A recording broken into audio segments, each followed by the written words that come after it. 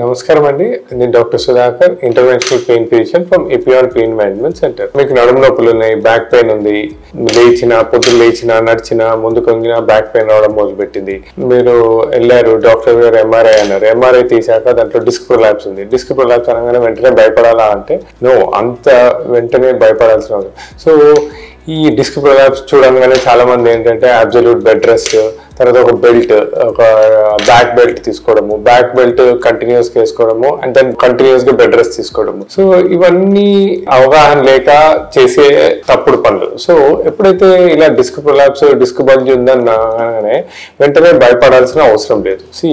Disc prolapse ఉన్న ప్రతి ఒక్కరికి సర్జరీస్ అవసరం లేదు. అంటే there are something called red flags. Red flags అంటే ఏంటి? సో ఎప్పుడైతే డిస్క్ ప్రొలాప్స్ వల్ల కంప్లీట్ గా వీక్నెస్ వచ్చినా, లేక మన మూత్రము, మన మోషన్ మన కంట్రోల్లో లేనప్పుడే ఆపరేషన్ గురించి ఆలోచించాలండి. లేకపోతే ఓన్లీ నొప్పి కానీ తిమ్మిర్లు కానీ అంటే టింగ్లింగ్ నమ్నెస్ ఉన్నప్పుడు వెంటనే ఆపరేషన్ అవసరం లేదు. సరే, మరి bed rest, continuous bed rest అంటే నో. కంటిన్యూస్ గా బెడ్ రెస్ట్ అంటే more than 2 to 3 days continuous గా బెడ్ రెస్ట్ తీసుకున్నట్టయితే స్లోగా మజిల్స్ వీక్ అవడము, ఆ మజిల్స్ వీక్ అవడం వల్ల స్పైన్ కి సరిగ్గా సపోర్ట్ దొరకకపోవడము, అలాంటి ప్రాబ్లమ్స్ వస్తాయి. సో నడుము బెల్ట్ కంటిన్యూస్ గా వేసుకోవాలా? నో, నడుము బెల్ట్ కూడా ఎప్పుడు కూడా కంటిన్యూస్ గా వేసుకోవద్దండి. అంటే నడుము బెల్ట్ ఓన్లీ స్ట్రెన్యూస్ యాక్టివిటీస్ చేసేటప్పుడు, అంటే ఎక్కువ దూరం నడిచినా, మెట్లు ఎక్కినా, లేకపోతే ఏమైనా బరువులు ఎత్తుతున్నా, ఆర్ లేకపోతే డ్రైవింగ్ చేస్తున్నా అప్పుడే వేసుకోవాలి, అంతేగాని కంటిన్యూస్గా వేసుకోవద్దు.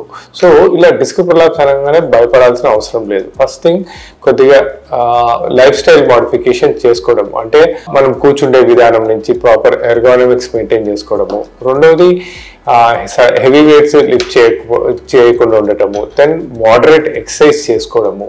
తర్వాత నాలుగవది వెయిట్ మేనేజ్మెంట్ చేసుకోవడము. ప్లస్ ఇంకోటి, చాలా మంది కూర్చొని చేసే జాబ్ ఉంటుంది అనుకోండి. ఇప్పుడు ఫర్ ఎగ్జాంపుల్ సాఫ్ట్వేర్స్, సిస్టమ్ మీద పనిచేసే వాళ్ళు ఎవ్రీ 20-30 minutesకి ఒకసారి లేచి ఒక 3-4 steps వేసి వచ్చి కూర్చోడము. రివర్స్ లో ఎవరైనా కంటిన్యూస్ గా నిలబడి పనిచేసే వాళ్ళు ఉంటే ఎవ్రీ 45 minutesకి ఒకసారి ఒక 5-10 minutes కూర్చొని రెస్ట్ తీసుకోవడము.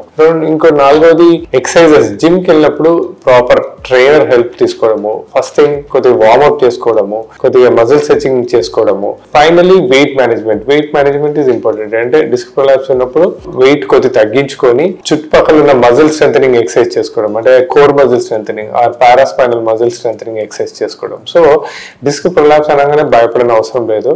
ఒక మల్టీ మోడల్ అప్రోచ్ ద్వారా ఆ డిస్క్ ప్రొలాప్స్ కు ఒక ప్రాపర్ ట్రీట్మెంట్ తీసుకోవడము.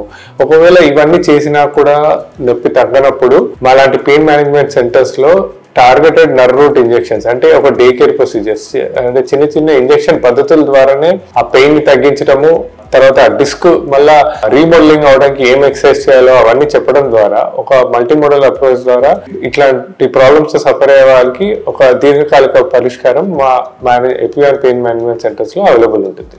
Thank you.